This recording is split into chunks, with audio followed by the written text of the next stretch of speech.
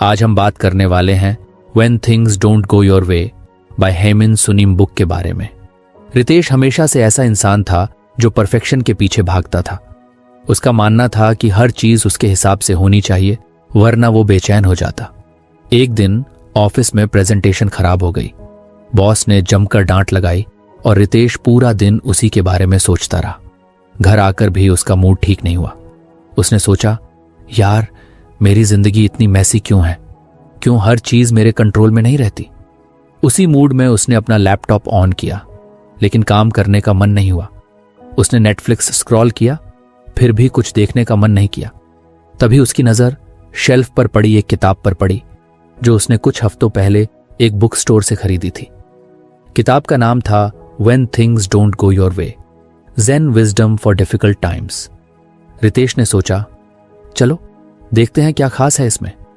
किताब के पहले पेज पर ही लिखा था, embrace impermanence, recognise that all aspects of life are transient. मतलब, उसने सोचा। उसने पढ़ना शुरू किया। पहले चैप्टर में एक कहानी थी। एक छोटे से गांव का जिक्र किया गया था जहां लोग बारिश के आने का बेसब्री से इंतजार कर रहे थे। कई महीनों से सूखा पड़ा था। गांव के लोग हर दिन भगवान से प्रार्थना करते, लेकिन बारिश नहीं होती। तभी एक बुद्धिमान साधु गांव में आता है। गांव वालों ने उसे रोका और कहा, महात्मा जी हमारी मदद कीजिए, यहां बारिश क्यों नहीं हो रही? साधु मुस्कुराया और बोला, तुम्हारी समस्या यह नहीं है कि बारिश नहीं हो रही। तुम्हारी समस्या यह है कि तुमने मान लिया है कि सुख और दुख स्थायी होते हैं। अगर बारिश नहीं हो रही तो यह भी एक गुजरता हुआ समय है। इसे स्वीकार करो। हर चीज बदलती है, यही जीवन है। रितेश को यह लाइन बहुत अजीब लगी। हर चीज बदलती है तो क्या जो भी मेरी लाइफ में बुरा हो रहा है वो भी बदलेगा?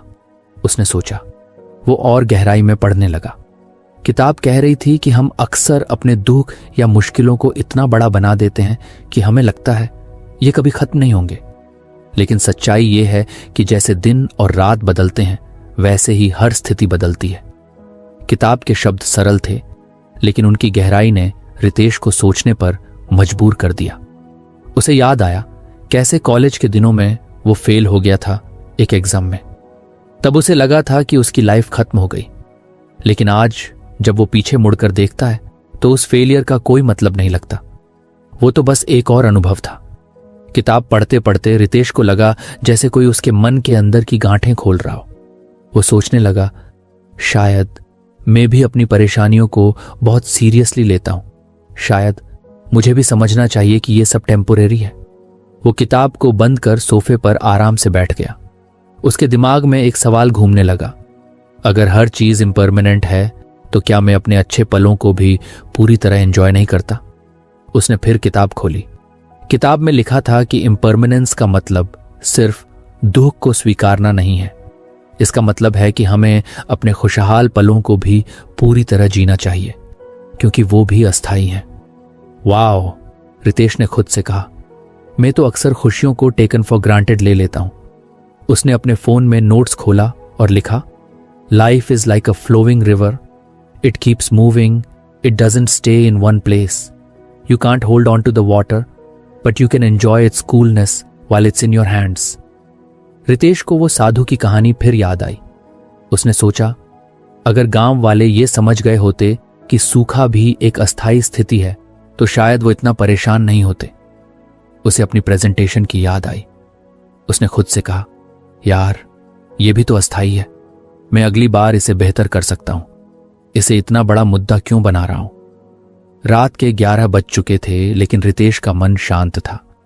उसने किताब को साइड में रखा और खुद से वादा किया कि वो अगला चैप्टर कल पढ़ेगा। इम्परमानेंस का यह पहला लेसन उसके लिए आई ओपनर था। उसने सोचा, शायद ये किताब मेरे लिए ही लिखी गई है। उसने सोचा, कल सुबह उठकर मैं जिम जाऊंगा, मेडिटेशन करूंगा और दिन को नए नजरिए से देखूंगा।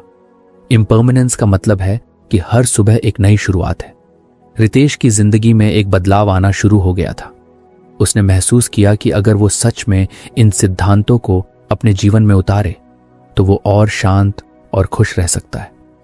कहानी यहां खत्म नहीं होती। रितेश अभी अपनी जर्नी की शुरुआत कर रहा था। यह सिर्फ पहले कदम का एहसास था। उसकी जिंदगी में और भी सवाल थे और इस किताब में शायद उनके जवाब। अगले दिन सुबह रितेश ने अलार्म बजते ही जागने की कोशिश की, लेकिन जैसे हर बार होता था उसने अलार्म स्नूज कर दिया। फिर अचानक उसे रात की किताब और अपने नए वादे की याद आई। उसने खुद से कहा, नहीं यार, आज तो उठना ही है, ये कोई छोटी बात नहीं है, मेरी नई शुरुआत है। वो बिस्तर से उठा और सबसे पहले खिड़की खोली। बाहर हल्की धूप थी और सर्द हवा चल रही थी। उसने गहरी सांस ली और सोचा, ये जो आज का दिन है ये भी अस्थाई है, इसे खराब नहीं करना चाहिए। फ्रेश होकर उसने किताब को उठाया और उस पर दूसरा लेसन पढ़ने लगा, प्रैक्टिस ग्रैटिट्यूड। इसमें लिखा था कि हम अक्सर अपनी जिंदगी में उन चीजों पर ध्यान देते हैं जो हमारे पास नहीं है, लेकिन अगर हम उन चीजों के लिए शुक्रगुजार होना सीख लें जो हमारे पास हैं, तो हमारी सोच और जिंदगी का नजरिया बदल सकता है। रितेश ने पढ़ा, gratitude shifts your focus from scarcity to abundance. ये लाइन उसे अगर आपको हमारी फ्री समरी अच्छी लगती है तो आप हमारे चैनल को सब्सक्राइब कर सकते हैं, हमारी मेंबरशिप खरीद सकते हैं या हमें यूपीआई के थ्रू सपोर्ट कर सकते हैं। अब समरी पर वापस चलते हैं। उसने किताब को साइड में रखा और अपनी जिंदगी के बारे में सोचने लगा। पिछले कुछ हफ्तों में वह लगातार शिकायत कर रहा था, काम का प्रेशर, बॉस की डांट, ट्रैफिक की झुंझलाहट, लेकिन उसने शायद ही कभी उन चीजों के लिए सोचा था जो उसके पास थी। उसे याद आया कि उसके पास एक अच्छा घर है, एक सपोर्टिव परिवार है और सबसे बड़ी बात, उसे नई चीजें सीखने का मौका मिला है। उसने अपनी नोटबुक उठाई और लिखा, आज मैं उन चीजों के लिए शुक्रगुजार हूं जो मेरी लाइफ को बेहतर बनाती हैं। उसने लिखा, 1, मैं इस सुबह के लिए थैंकफुल हूं जिसने मुझे खुद पर काम करने का मौका दिया। 2, मेरे पास एक स्टेडी जॉब है जो मुझे सिक्योरिटी और ग्रोथ देती है। 3, मेरे दोस्तों और परिवार का प्यार हमेशा मेरे साथ है। ये लिखते वक्त उसे एक हल्की सी शांति महसूस हुई। उसने महसूस किया कि ग्रैटिट्यूड प्रैक्टिस करना मुश्किल नहीं है, बस हमें सही चीजों पर ध्यान देना आना चाहिए। फिर उसने किताब पढ़नी जारी रखी। उसमें एक कहानी थी। एक गरीब किसान था जो अपनी छोटी सी जमीन पर कड़ी मेहनत करता था। एक दिन उसकी फसल बर्बाद हो गई।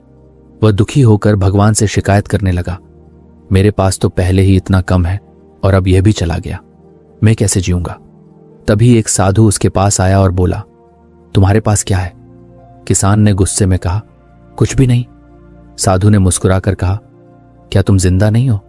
क्या तुम्हारे पास कोशिश करने का दूसरा मौका नहीं है? कहानी सुनकर रितेश को लगा कि किसान और वो एक जैसे ही हैं। वो भी छोटी छोटी समस्याओं को लेकर परेशान हो जाता है, जबकि उसके पास जिंदगी को बेहतर बनाने के बहुत मौके हैं। उसने सोचा, शायद मुझे भी अपने मौके और ब्लेसिंग्स को अप्रिशिएट करना चाहिए। उसने एक एक्सरसाइज की जो किताब में लिखी थी। उसमें लिखा था कि हर सुबह या हर रात दिन की 3 चीजें लिखो जिनके लिए तुम थैंकफुल हो। रितेश ने इसे तुरंत अपनाने का फैसला किया।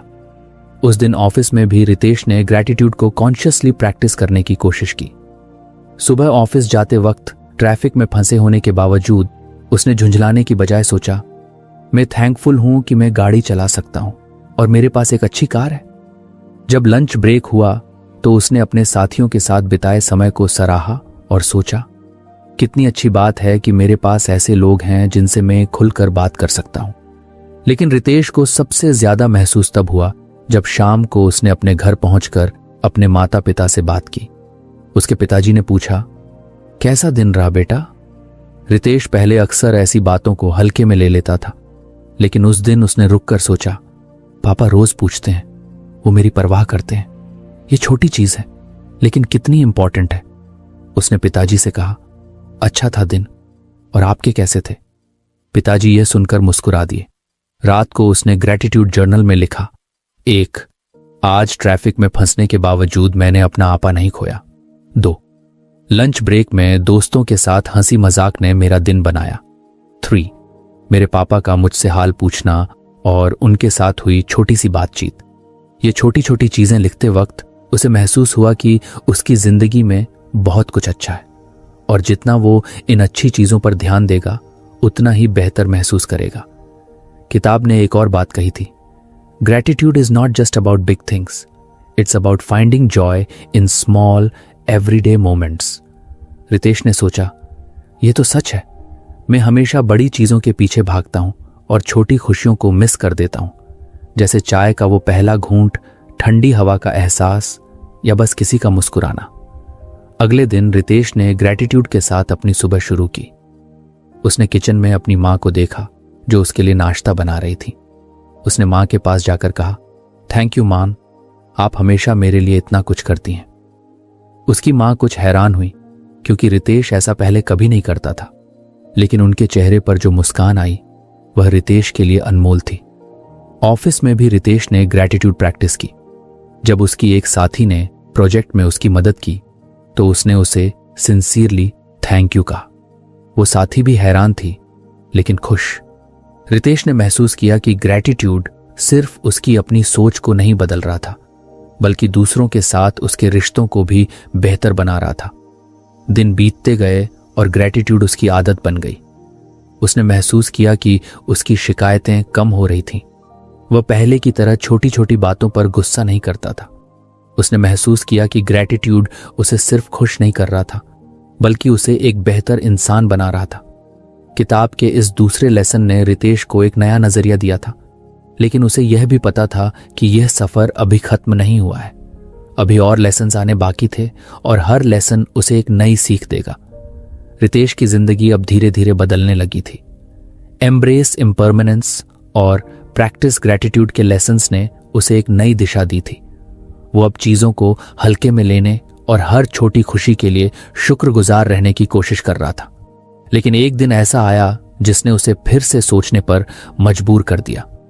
उस दिन ऑफिस में एक बड़ा क्लाइंट प्रेजेंटेशन था। रितेश ने बहुत मेहनत की थी, लेकिन क्लाइंट के सवाल इतने कठिन थे कि वो घबरा गया और उसकी पूरी तैयारी गड़बड़ हो गई।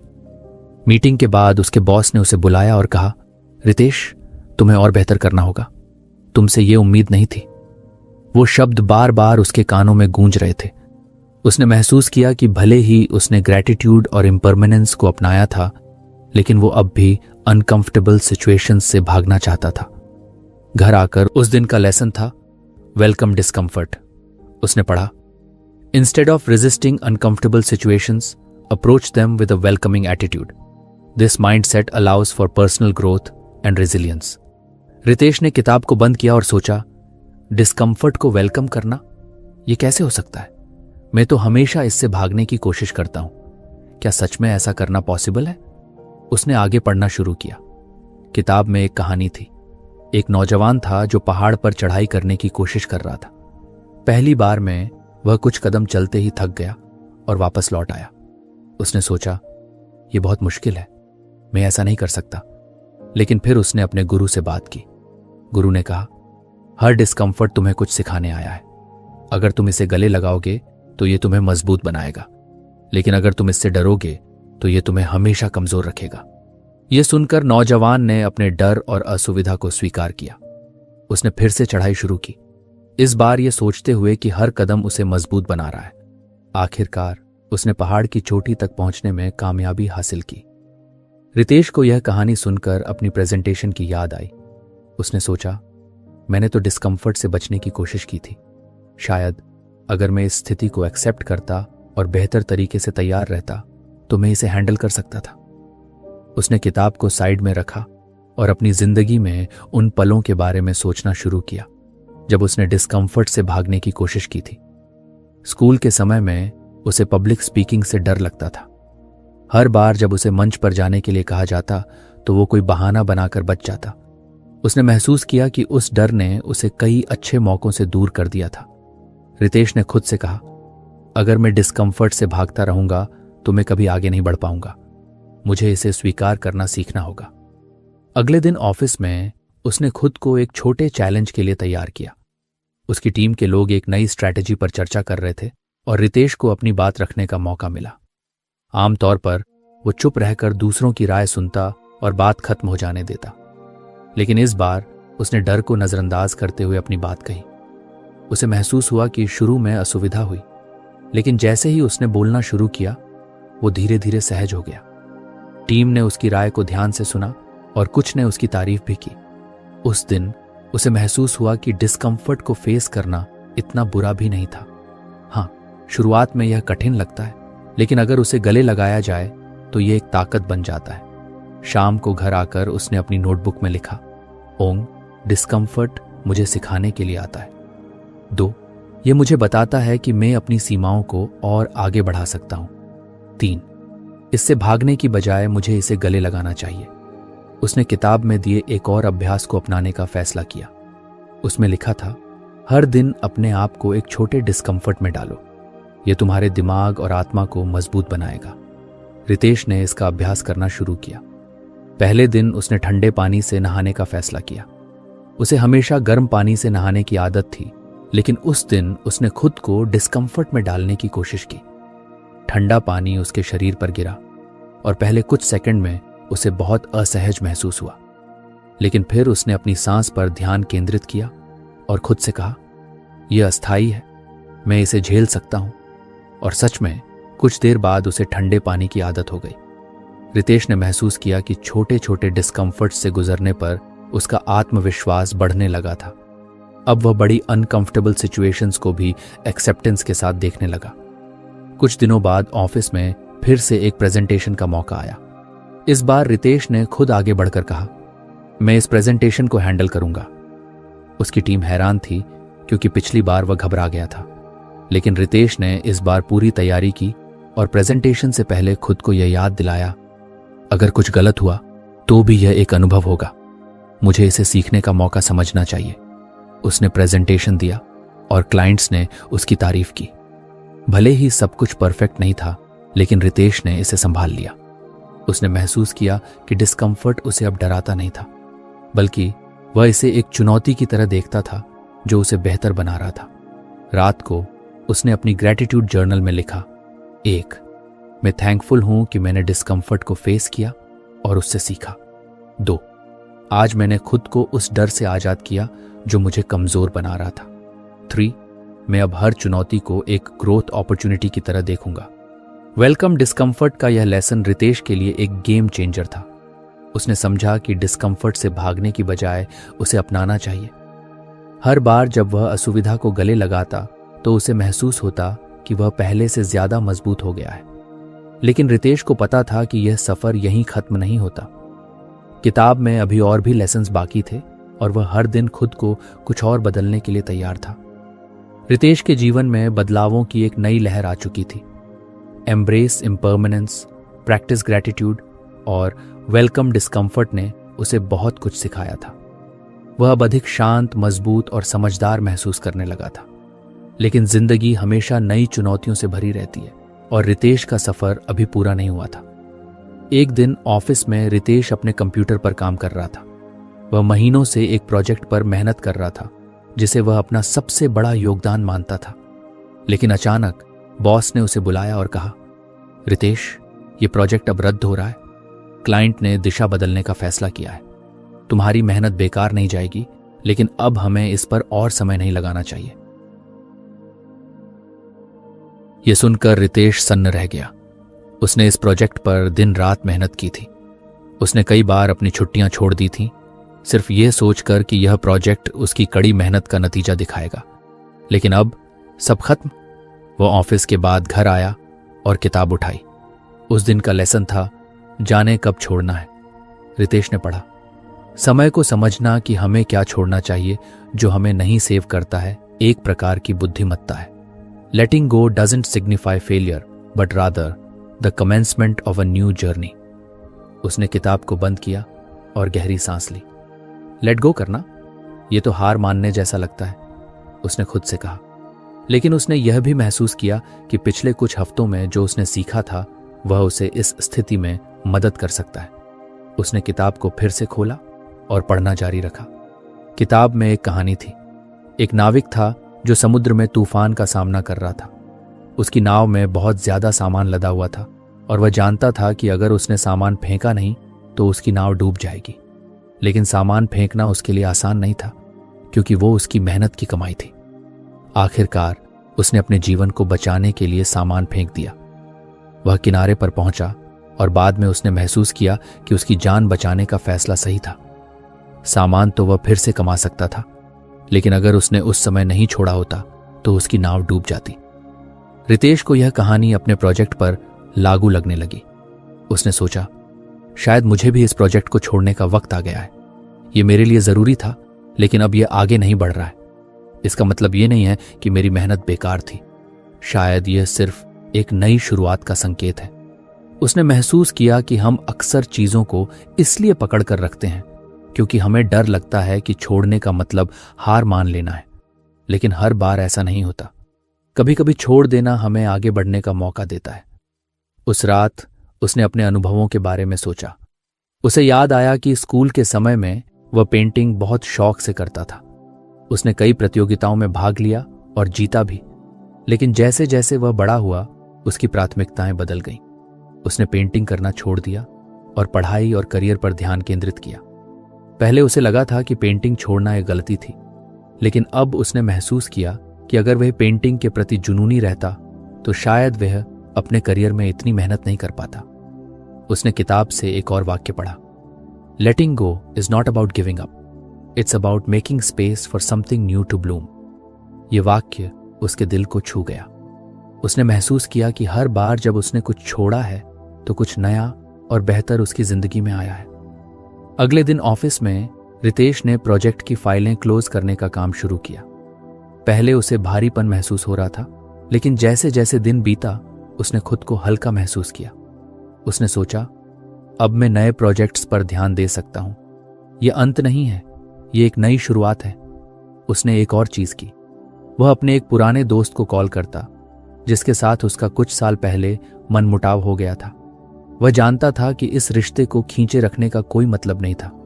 उसने दोस्त से कहा, यार जो भी हुआ उसे भूल जाते हैं, अब मैं आगे बढ़ना चाहता हूं। उसके दोस्त ने भी माफी मांगी और दोनों ने एक नई शुरुआत की।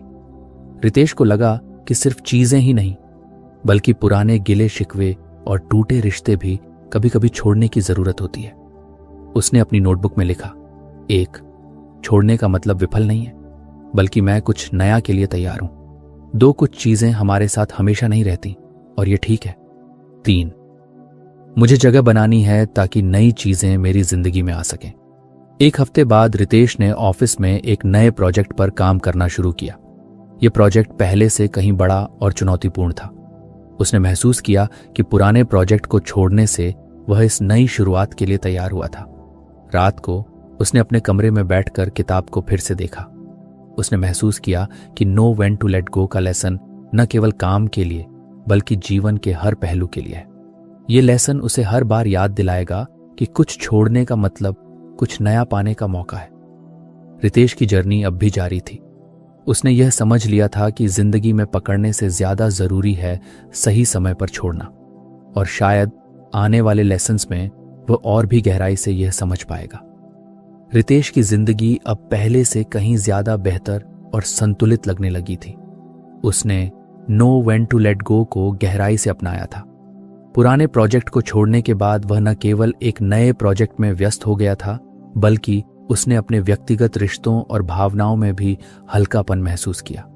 लेकिन जैसा कि जिंदगी में हमेशा होता है, एक नई चुनौती उसकी राह में खड़ी हो गई। ऑफिस में एक बड़ा क्लाइंट प्रोजेक्ट चल रहा था और इस बार रितेश को टीम का नेतृत्व करने का जिम्मा मिला। यह एक ऐसा मौका था जिसका वह लंबे समय से इंतजार कर रहा था। लेकिन यह प्रोजेक्ट जितना बड़ा था उतनी ही ज्यादा जटिलताएं भी साथ लाया। टीम में मतभेद, क्लाइंट की बदलती मांगें और समय सीमा की कड़ी पाबंदी, ये सब मिलकर रितेश के लिए तनाव का कारण बन गए। एक शाम जब रितेश थका हारा घर लौटा तो उसने किताब उठाई। उस दिन का लेसन था व्यू डिफिकल्टीज एज अपॉर्चुनिटीज। उसने पढ़ना शुरू किया। सही चुनौतियों को खुशी के रास्ते में अवरोध के बजाय एक अभिन्न अंग के रूप में देखें जो खुशी की दिशा में एक अहम भाग है। Each difficulty presents a chance for self discovery and personal development. Ritesh ने गहरी सांस ली। उसने सोचा, चुनौतियों को अवसरों की तरह देखना, क्या यह इतना आसान है? लेकिन उसने पिछले लेसन से जो सीखा था उसने उसे किताब को ध्यान से पढ़ने के लिए प्रेरित किया। किताब में एक कहानी थी। एक पुराने समय में एक राजा ने अपने राज्य की सड़कों पर एक बड़ा पत्थर रखवा दिया। जो भी वहां से गुजरता वह उस पत्थर से परेशान होकर राजा को कोसता और आगे बढ़ जाता। लेकिन एक दिन एक गरीब किसान वहां आया। उसने पत्थर को हटाने की कोशिश की उसे पसीना आया, उसकी पीठ दर्द से झुक गई, लेकिन वह रुका नहीं। आखिरकार जब उसने पत्थर को हटा दिया तो उसके नीचे सोने की थैली और एक चिट्ठी मिली। उस चिट्ठी में लिखा था, हर चुनौती तुम्हें कुछ सिखाने और इनाम देने के लिए आती है। अगर तुम हार मान लोगे तो न सीख पाओगे न पा सकोगे। रितेश को यह कहानी बहुत प्रेरणादायक लगी। उसने सोचा, शायद मेरे सामने जो परेशानियां हैं वे भी मुझे कुछ सिखाने और बेहतर बनाने के लिए आई हैं, लेकिन मैं तो इन्हें सिर्फ परेशानियों की तरह देख रहा हूं। अगले दिन ऑफिस में रितेश ने एक नई दृष्टि से काम करने का फैसला किया। सबसे पहले उसने अपनी टीम के साथ एक मीटिंग की। उसने उनसे कहा, मुझे पता है कि यह प्रोजेक्ट मुश्किल है, लेकिन हम इसे एक चैलेंज की तरह लें। जो भी दिक्कतें आएंगी हम उन्हें मिलकर हल करेंगे। यह हमारी टीम को और मजबूत बनाएगा। टीम को भी रितेश का यह दृष्टिकोण पसंद आया।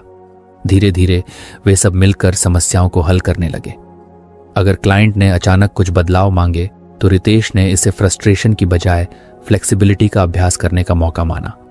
जब टीम के सदस्य किसी बात पर असहमत होते तो वह इसे एक अवसर के रूप में देखता कि कैसे उनकी अलग अलग सोच से बेहतर समाधान निकाला जा सकता है। रितेश ने महसूस किया कि जब उसने मुश्किलों को एक समस्या के रूप में देखना बंद कर दिया तो वे धीरे धीरे सुलझने लगीं। उसने अपनी नोटबुक में लिखा, 1. हर समस्या मुझे कुछ सिखाने के लिए आती है। 2. मुश्किलें मेरी सोच और क्षमताओं का विस्तार करती हैं। 3. चुनौतियां अस्थायी होती हैं, लेकिन उनसे मिली सीख हमेशा साथ रहती हैं। एक दिन प्रोजेक्ट के बीच में टीम को एक तकनीकी समस्या का सामना करना पड़ा। वह समस्या इतनी जटिल थी कि पूरी टीम निराश हो गई। रितेश को भी एक पल के लिए लगा कि यह सब संभालना मुश्किल हो जाएगा, लेकिन फिर उसने अपने आप को याद दिलाया, यह भी एक अवसर है। अगर हम इसे हल कर लेंगे तो हमारी क्षमता और विश्वास दोनों बढ़ेंगे। उसने टीम के साथ बैठकर समस्या पर विचार किया। सभी ने अपने अपने सुझाव दिए और आखिरकार उन्होंने मिलकर एक समाधान निकाला। जब समस्या हल हुई तो पूरी टीम ने राहत की सांस ली। रितेश ने उन्हें धन्यवाद दिया और कहा, देखा, अगर यह चुनौती नहीं होती तो हम कभी नहीं जानते कि हम कितने कैपेबल हैं।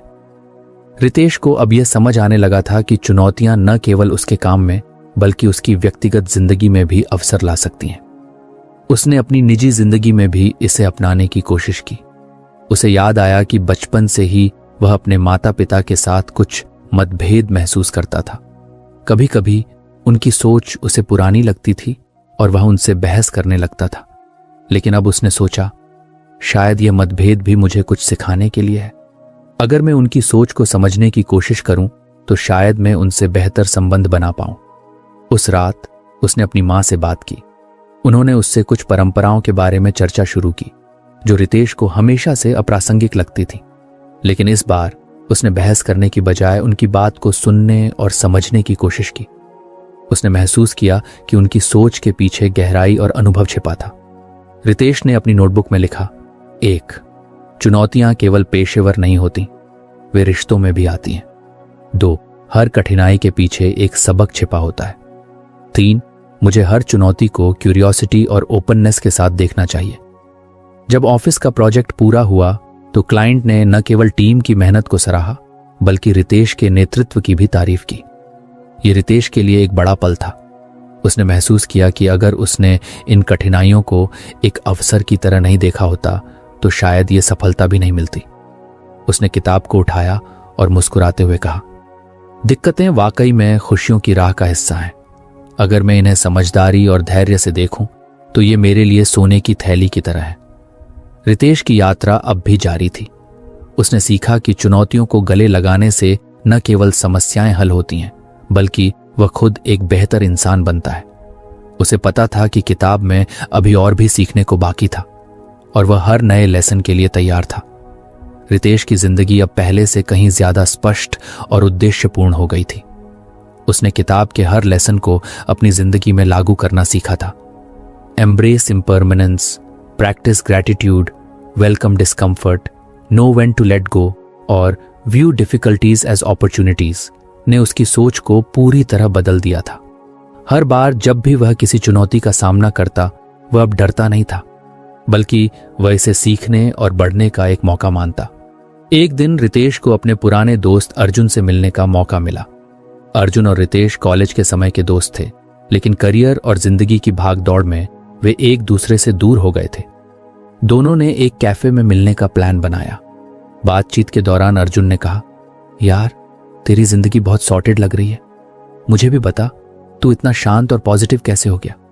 रितेश मुस्कुराया और बोला, शांत पॉजिटिव?